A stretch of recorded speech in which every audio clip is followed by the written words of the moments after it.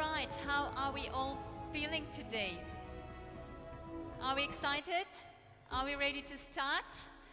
Welcome, dear ladies and gentlemen, esteemed dignitaries and visionaries and pioneers of global architecture and construction.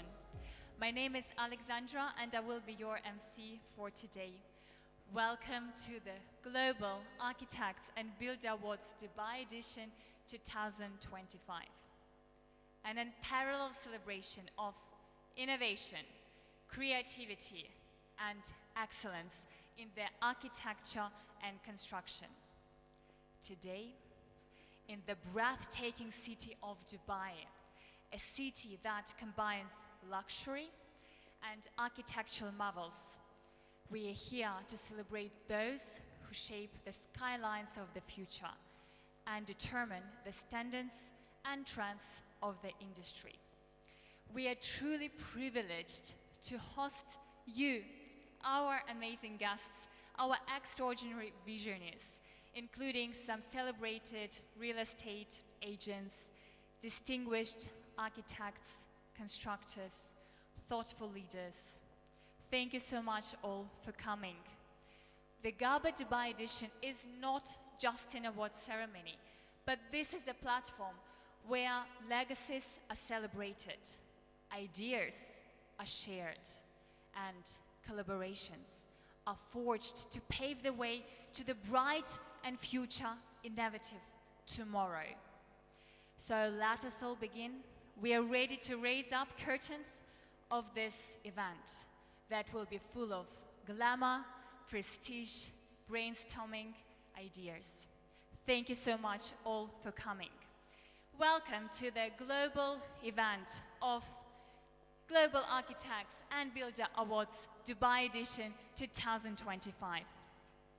Please give your round of applause. Thank you. And before we start with our first keynote speaker, I just want to say a big thank you to a very special person who drive this whole event together, who was the main driving force behind the scene. This is Ms. Shikha Dillon. She is Executive Director of GABA Asia Division. Thank you to her, this all is happening today. And now please let me introduce our very special guest, our keynote speaker, Mr. Hassaan Ghazali. Is it the correct spelling? That's it. So please welcome on stage, and we will just now get used to our microphones. But while you're walking here, let me just say to the world how amazing you are. So Mr. Hassaan Ghazali is a specialist at AIG Global Project Management Services based in Abu Dhabi.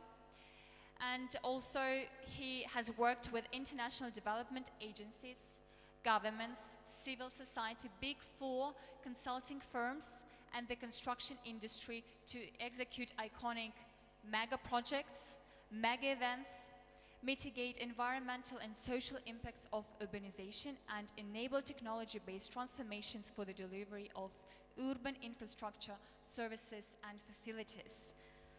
I'm sure you will tell us more, and we can't wait to listen to you and to have your wisdom shared with us. Please give a round of applause for Mr. Hassaan Ghazali and put your hands together. Many thanks.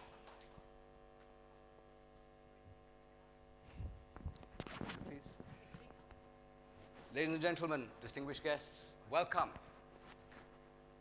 I am honored that GABA would ask me to come and give a keynote speech on a subject which is very close to my heart. You see, as you've heard from the MC, I've done a lot of work in a number of sectors, but the core, the underlying base of it all has always been sustainability.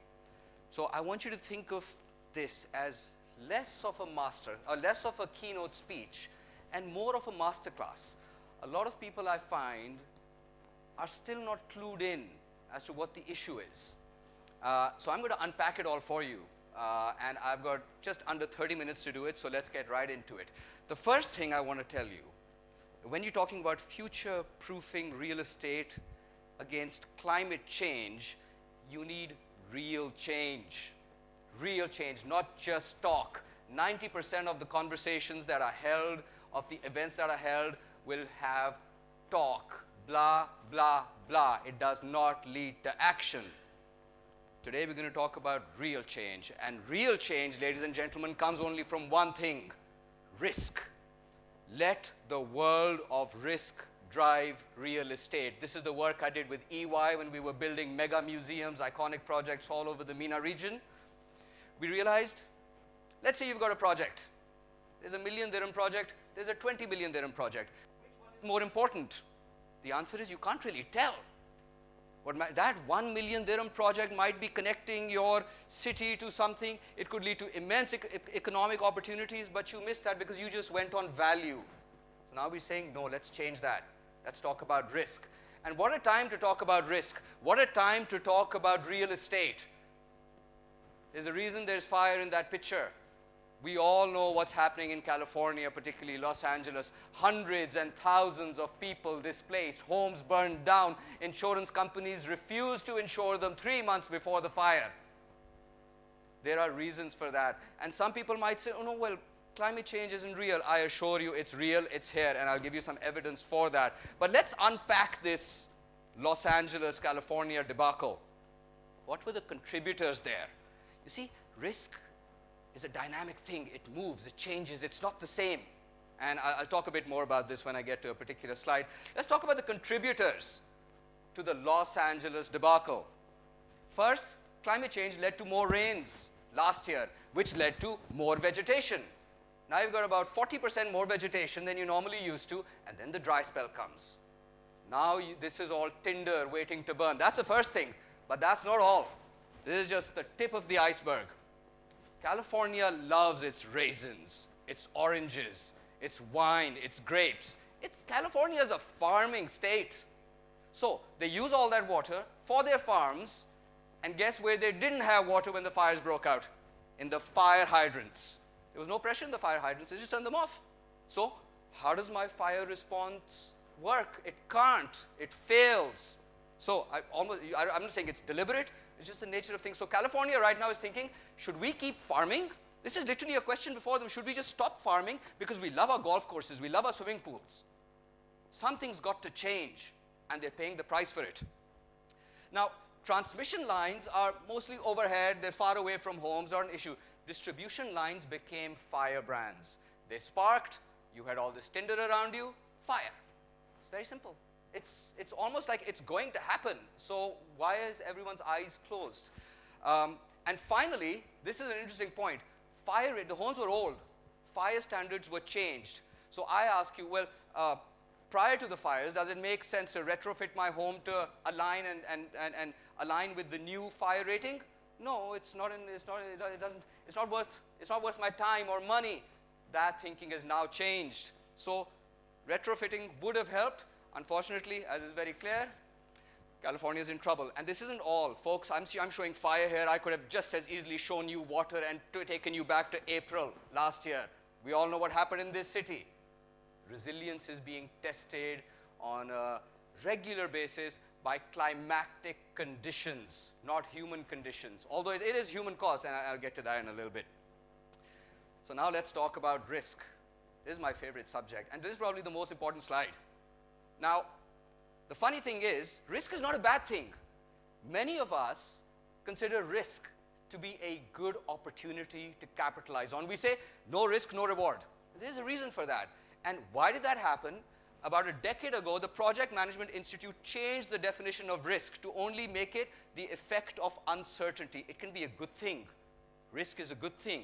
Therefore, please accept that all these climate risks are giving you an opportunity.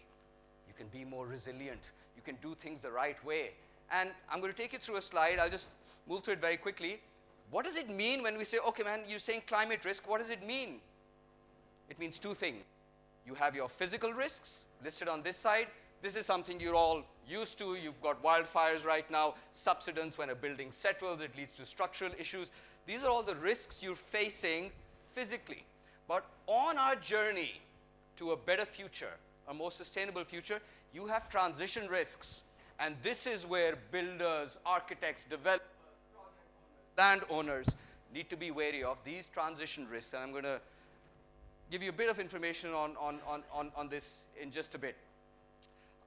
So bear in mind, when you're looking at a particular project, please reach out to your internal audit teams, the people who are doing risk management within your enterprises, and ask them, are we catering for this? Because if you aren't, and you're just looking at, oh, procurement risks and finance risks, these are major risks that need to be built in, and there are softwares that let you do that these days. You don't need to think too much about it. So let's bypass this and talk about the pyramids of Egypt. How is it that we built the pyramids of Egypt thousands and thousands of years ago, yet when we have a building, it goes over cost, scope changes, now you've got variation orders coming out of the woodwork, quality is poor. How is this happening? The answer is complexity. You choose a complex project with a design, with materials that are innately complex. Now let me tell you something about complexity. It doesn't change. Please understand this. Complexity will never change in a project. What changes is your maturity. The maturity of your contractors, your developers, those people who are going to address this complexity. This is what leads to success. So it's a game of complexity versus maturity. But climate change is introducing uncertainty into this whole dynamic. So you can say, oh, this is a complex project. Our team is very mature. We'll take care of it. You can't say that anymore because you've got too many uncertainties there. And the more you build these in to your risk registers, the better it is for you. So here I have a question. Please, this is an interactive session. Sorry, I'm not going to just speak here and drone for 30 minutes. Raise your hands if you know what the Paris Agreement 2015 has prescribed as the threshold for temperature increase that humanity is trying to keep to, adhere to. Anyone, raise your hand. Good. No one has their hand. Finally, I'm bringing value to this session. Good. Let me tell you what it is. 1.5 degrees. Science is saying we have to maintain the planet's temperature to 1.5 degrees. Okay. How many here think that's possible? Raise your hands if you think that's possible. Oh, one brave gentleman saying, okay, fine. Yes, if you put a lot of money and effort into controlling this.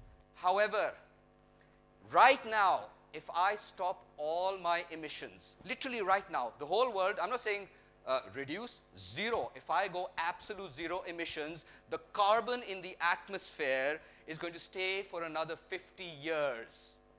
Please let that sink in. We're in deep trouble. So guess what the actual projection is now? The new science is saying, actually, guys, 1.5 is a pipe dream. We'll never meet it. You know where we're actually getting? 3 degrees. So we're looking at a 3-degree world, and this is not me saying it. You can research this yourself. It's about 2.7 to 3 degrees. This is a massive change. Look, folks, we all keep talking about, oh, the earth, and we love the earth. Think of the earth as an organism. When we as humans, if our body temperature, internal temperature, goes anything above 1 degree, what is that? We're sick. And we are now looking at 3 degrees. So what does that mean? And by the way, this is just 3 degrees global temperature. When I factor in a few other things, you'll find out that some cities, countries have breached this. Kuwait has breached 1.5 degrees for the past 5 years. And many other, Jordan and places, Pakistan, my own country, breaches 1.5. So what is the United Nations talking about? There's no way we're touching 1.5. We're looking at a 3-degree world, and that makes a difference to your work, the buildings you make. And I'll get to that in 1 second. So that was just a question and answer session. There are 2 options when you're looking at a 3-degree world and the emissions that are coming out. You can either mitigate, as in reduce your emissions, or you can adapt. Now, if I was just a normal human being and someone would come and say, oh, we're looking at a 3-degree world, where do you think me as a betting man would say, okay, I'm going to put my bet on this and stay with that? I would say adapt to this world, go underground if you have to, plant vegetables that will grow in this 3-degree. We might have to lose a lot of our species over here. It's okay, we'll adapt.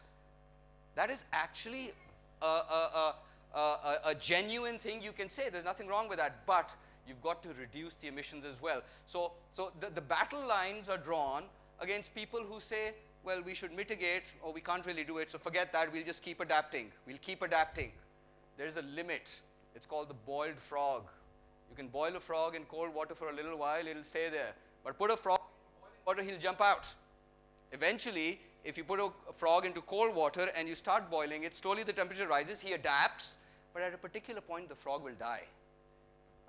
So bear that in mind. There are issues. So you have to, if anyone tells you, well, what should we do, please mitigate and adapt. I'm going to give you the ways you can do this. That's what I'm giving in this keynote speech. Please, we need to embrace all options. I'd say nuclear is good. I'd say everything is good as long as it's on the table, and if you can use it, please adopt it. End to end, again, the entire life cycle of your project, of your real estate build, starting with your land acquisition, going all the way to exit and renewal. And my further slides are actually going to break all this down, the sorts of things you can do. I'm not going to go into too much detail. I don't want to bore you, but I will give you this kinds of ideas of the things you can do. Now, I'm not going to stand here at GABA and say the real estate sector is really bad. Let's slap it on its wrist. Not at all. A huge debt is owed to the real estate sector. You're going to hear something, I think one speaker further down the road is going to talk about the social impact. Look, the jobs you create, the housing you give to people, the infrastructure that's being developed. We're in a city that thrives on tourism. Tell me where tourism would be without the real estate sector. It won't. So I accept. A huge debt is owed. You know, banks are created purely to just finance projects and mega builds. That's fine. People are investing in this real estate. And we know that, particularly in Dubai, it's a major source of investment for people. And finally, the taxes the municipality fees and all that, it's public revenue. So a great debt is owed. And guess what? By 2050, we'll need about 30 to 40% more. Because currently we have about 9 million people residing in urban areas. It's going to go up to about 13 million. So who's going to do this? I'm not going to do it. I'm a lawyer. You folks are going to do it. You're going to have to build it. So build it right, build it well, build it better. So in line with this, although mid-term I think is a great step, please have a look at the Dubai real estate sector strategy. They've got very clear targets. I'm not going to go through them. You can read them. Very clear targets of how we're going to grow this sector, and beyond this, when they revise this at 2033, it's going to become even more ambitious. Because guess what, folks? One problem in another country, where do they come? They come here, to Dubai. This is a safe place. We all know it. It's a safe haven for everyone. Come. Okay? So this is just going to grow. These are very, very conservative figures. I personally think this number is going to go much, much higher. And it's you folks who are going to do it. So this is the debt owed to the real estate sector. Hats off to all of you. Well done. But there's also a debt owed by the real estate sector. Folks, 40%, roughly it's about 39, so I've just averaged it out. 40% of global emissions, global energy use, and global waste is coming from the real estate sector. Across your value chain, there's a lot of water use, there's pollutions. Emissions, this is it. Everyone just loves talking about our emissions. You have your embodied carbon emissions that come in when a building is being built. You have your operational carbon, which is, let's say, your FM work, your HVAC systems that keep a building running. And then you've also got emissions on site. You've got particulates in the air. All these affect human health. It's not like, oh, there's dust in the air, I can't see properly. No, I'm breathing it. And there are thresholds there as well. Particulate matter at about 10 microns, I'll just get stuck in my nose. It's large. Particulate matter 5 and under 5, particularly 2.5, goes straight into my lungs. Now that can be dust, silica, it can be asbestos, whatever it is going to cause danger. I see a young man over here. Hats off to this young boy and whoever's brought him around. God bless you. I hope he's listening because it's his future. I'm going to die. We all are. 2050, by the time 2050 comes, I'd like to see how many stay alive. It's our future that we're worried about, the kids. So let's focus on that. There's a lot of hazardous materials we know. There's paint, I mentioned asbestos. Resource extraction just for the real estate sector to make cement, concrete, sand, dredging. It is a serious, it affects biodiversity. It's affecting the earth. And that's what I'm here to tell you. Now you tell me, in the future, if we need more housing, which means we need to clear more land. So if we're clearing more land for housing, what can we not do on that land anymore? Agriculture. So how are we going to feed these future populations that are going to be living in our cities if we aren't growing enough. This is actually the battle. And countries like Brazil are fighting this battle. Because we're growing so fast, we have to lose all our agricultural land. And then finally, urban heat. Folks, can anyone tell me what the normal temperature, like I told you about 1.5 and 3 degrees, let's forget that. On average, in a city like Dubai, do you know what the actual temperature increase is? Anyone? 15 degrees. Why? Because you've got buildings, mostly the roads are gray, black, they absorb the heat, give it out like an oven. You're living in ovens. There's a very interesting gentleman named Jay Sadiq. I strongly urge you to look him up. He has a company called FortiGuard, currently the Taylor Swift of climate tech. He will tell you which areas are cool, which areas are warm. NVIDIA, Google, Toyota, they're all partnering with him now. Why? So if I want to park a car and I want to park it in a cool place, or I want to go for my morning run and I want to run through a cool place, his app actually tells me that.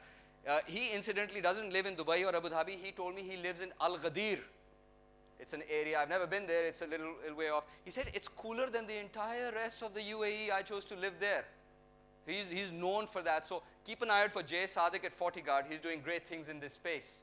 So folks, the whole point of all this was there are things wrong with the real estate sector and there are ways to get it right. And I'm about to give you some insights on that very shortly. Now I talked earlier about transition risks. You saw there were things that will happen on your way to a sustainable future. And codes and regulations, ladies and gents, are only going to get stricter. They're not going to get more loose. It's not going to happen. So are you ready for that future where you can adhere to those standards? Because if you aren't, never mind your regulatory license, you're going to lose that 100%. Dubai municipality is not going to approve your projects. What you're actually going to lose is your social license. Try and be a bad developer who builds bad buildings which collapse, which aren't resilient. Reputation will spread. So it's kind of like you're future-proofing your own operations. You're future-proofing your own money machine. That's what it's all about. So now we get to another question.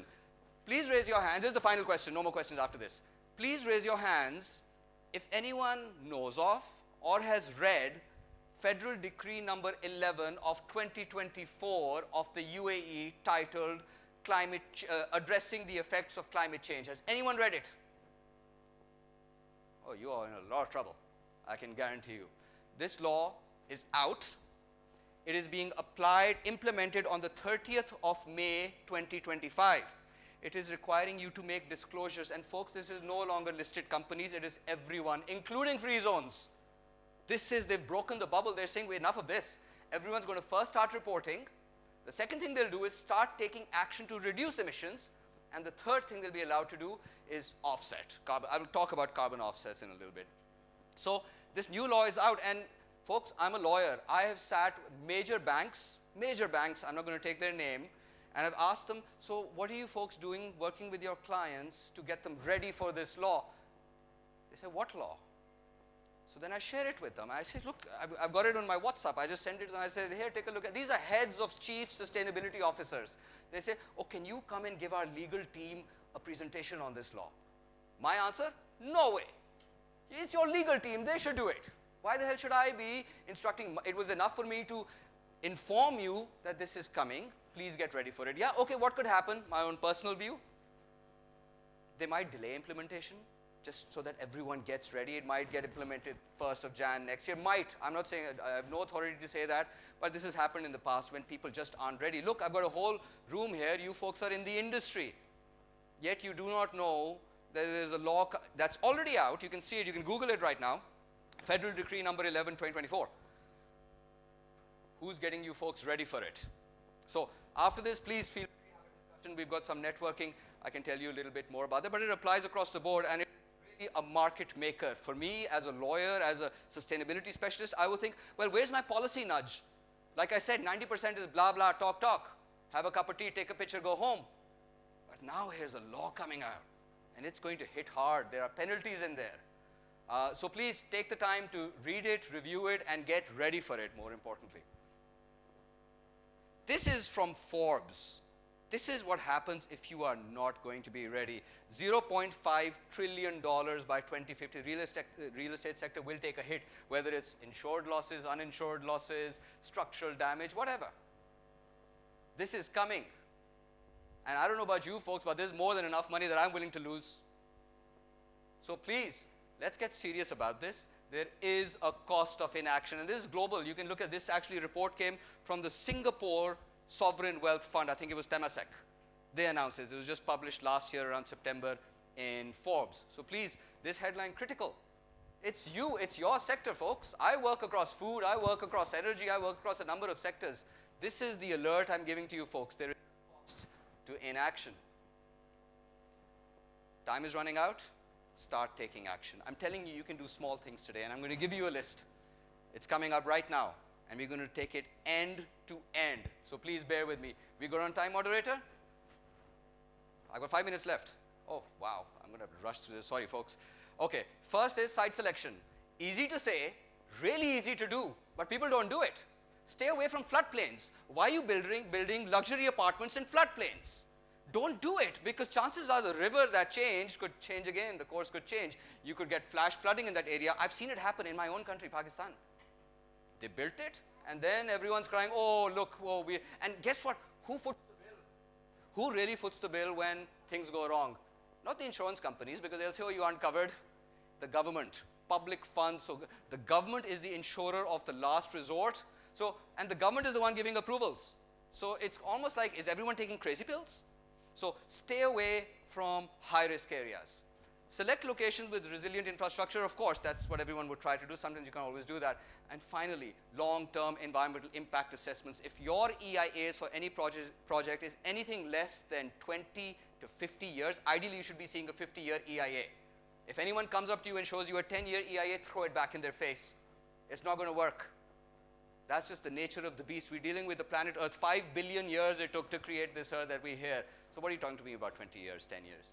We're going to have to look at a lot more. Okay, folks, this is the most important point you're at, your development planning and design. Remember, the only way you can influence the outcomes in a great way is right here. After this point, once you've hit the green light and your contractors are in, your ability to influence the outcomes goes, or at least diminishes to a large extent. So please consider this as the area where we need to focus. Incorporate climate adaptive design through shading. Don't have south-facing windows. I mean, the sun goes around the south. I mean, you're just asking for trouble. So which means you're going to need more AC. You're going to need more cooling, which adds to your cost. So you try and save money thinking, oh, I'm saving some money here, but there's actually a cost you'll be paying over the life of the building. Go for net zero. We have a session later on net zero. I won't talk too much on this. Go for certifications like LEED or EDGE. I'm sure everyone here knows LEED. Very few people know EDGE. It's the International Finance Corporation's building standard. It's a fraction of the cost. Your assessment is free. So please look at EDGE if you're looking at it. Okay, I've just talked about passive design strategies and rainwater harvesting. A lot of hotels have started this now. They're actually recycling their grey water. I think it's brilliant. I think 5 here is doing that. Okay, very quickly on construction. You can look at low carbon materials. Green steel is being made now in the UAE, by the way. The Arabian Gulf Steel Industries and a few others, particularly also some coming in from India, are doing green steel, low carbon concrete, timber. How amazing is timber? You grow a tree, you got a farm of trees, you use that to grow, to build a house, and that's it. You can keep it, it's almost circular. So please consider that. You can look at circular modular construction, which is easy to take down. You can use things somewhere else. Everyone loves talking about in-country value. So source materials locally if you can. BIM is a good lean method. Minimize particulates and maximize worker health and safety. I've seen some funny things happening in this space. I'm not going to talk about that right now. We can discuss this later. Beware of value engineering, please. Everyone loves coming around. Your engineering design consultant or PMC will come around with a value engineering proposal. Beware, because quality will take a hit. There is a very iconic building here in Dubai where the contractor came with a value engineering proposal. They put rubber in between the glass panels, 1,500 windows. You know what I'm talking about. The rubber warped. Now 1,500 windows are all messed up, and guess what? It's too expensive to fix it. The residents there are saying, our property value is going down. And this is an iconic building right here in this city. It's all because of value engineering. You need to be wary of thermal phase shift, the time between heat from the exterior coming into the interior. Because if you have thin walls, you save some money. Well done. Linked to value engineering. You saved a lot of money. But now you have to keep spending on HVAC, and that's going to lead to further costs. Finally, beware. And I'm not saying don't do it. I'm just saying beware. There are issues here. And then finally, carbon offsetting. I do something wrong, I pay someone to do something right. There are issues. There's a credibility issue. There are good credits out there, and there are bad credits out there. And you need to know what's the difference. There's a lot of lies, a lot of scandals around this space. Moving along quickly. Before sustainability, you could even utter the word in this country. You had FM and operations. This was the core of sustainability. Everyone would look at how can we make our buildings more efficient? We can say it can be financially sustainable, environmentally sustainable. So there are a lot of things you can do here. You can aim for energy efficiency, water efficiency, vegetation, and particularly adopt technology. There are a lot of devices out there help you monitor how your building is operating, and you can then make changes accordingly. I won't go too much into this, but really you can really work with your tenants, put things into contracts. Let the tenants be more aware and more responsible citizens. I say you can't just have it as a builder. Once you're about to give that building away, focus on that as well. Folks, I could spend all day, literally all day, talking about this one slide. And I'm happy to. This is one of my favorite sectors within the financial services industry. You need to make sure you have insurance policies. We all saw what happened in April. Do you think people had flood cover here in Dubai when the damage came? No, they didn't. They had fire insurance. They didn't even have flood insurance. And you think about it, a premium would be very low because it's not expected to happen much, but still they weren't covered. I feel bad for all those posh people and their Persian carpets that got ruined, but that's true. And second, your risk assessment. Please, your risk assessment done once a year is an absolute failure because risk is dynamic. So if any of you in your organizations and your internal auditors run around once a year doing your risk assessment, stop it. One new law, 30th May, the one I've told you about. Start doing the risk assessment against that. Are you guys ready? I'm sorry, but the Institute of Internal Auditors needs to make it mandatory that they say do it continuously, but give us some more indication of how often this should happen. I would say this should be a live, dynamic thing because risk is dynamic. Every day there's an issue. Finally, just very quickly, work with communities, try and bring in biodiversity. You can use regenerative real estate as a thing now. Have a look. You can Google this. There's a way you can use native plants, really bring biodiversity back. It's good. And work with residents. This is community management 101. I'm sure many of you are doing that. A lot of the mega developers here have started doing. They've got a whole department now, community management. That's all they do. They just engage with the residents to improve things. This, I don't even need to say technology. If you don't adopt it, you're a dinosaur. And this will affect you, as I spoke of one of the transition risks. If technology changes and you don't adopt it, you're in trouble. Okay? So digital twins are being used heavily. It really saves time and money if you use digital twins. You've got software that can do many things for you. And AI in design, you can predict, things are predictive. You can predict, I can predict, oh, something bad's going to happen. There's going to be a drought here. I'll need more water. Where do I get that water from? Or there's going to be more heat. There's a heat wave coming. Now I need to do more cooling. There's a cost to this. This isn't just, oh, it's very cold in this room. There's money being spent to get that cooling done. Finally, I think the most important point is sustainable demolitions. Recycle where you can. Don't just go dump it somewhere. Don't hand it to Tadweer or other organizations. Just going to take it to the landfill and drop it there. There is cash in trash. I know this because of the country I come from. I'm sure you folks know this too. The Kabadia has a thing to do. He's recycling. We've been doing it for ages, but you need to adopt these practices here. Ladies and gentlemen, I'm pretty sure I'm out of time. I hope you enjoy this session. My phone number, email is there. You can scan that QR code, connect on LinkedIn. I'll be here for the rest of the day. We can talk a bit more. Thank you all for your patience. God bless you. Thank you so much. Hand of applause for Mr. Hassaan. Thank you so much, Mr. Hassaan. I'm sure we all saw the fire, the passion, the energy that you shared with us, and those tips, and I would say almost life hacks, were so important. And I know that you asked some questions. I just have one last question for you that I think is very important for us to know. So you said that in Dubai, the temperature can raise up to 15 degrees more. So now I know that in the summer it can be plus 50 if we take Celsius. So what shall we expect? What will be the temperature, and is it in Celsius or Fahrenheit? So very good. So that is Celsius, and it's all these urban heat islands. It's in particular areas where you have a concentration of buildings, reflective surfaces, or a lot of road that just absorbs that heat. So this is a thing, and again, like I told you, this FortiGuard, have a look. They've actually got a map telling you where the cooler parts are. Maybe that's where you should be selecting your next site. Call it Cool City and build it. Absolutely, thank you so much. I think that's a great tip and knowledge here. Thank you, Mr. Hassaan. So now we are off to that networking tea break, where we can have some pictures together, where we can, of course, share our business cards. And also don't forget to check Instagram at GABA International. And of course, we would like to say thank you to our esteemed sponsors. And please be back here by 12:15 p.m., so it's 1:15 noon. And we will keep going with our amazing speaking session number 2. Enjoy!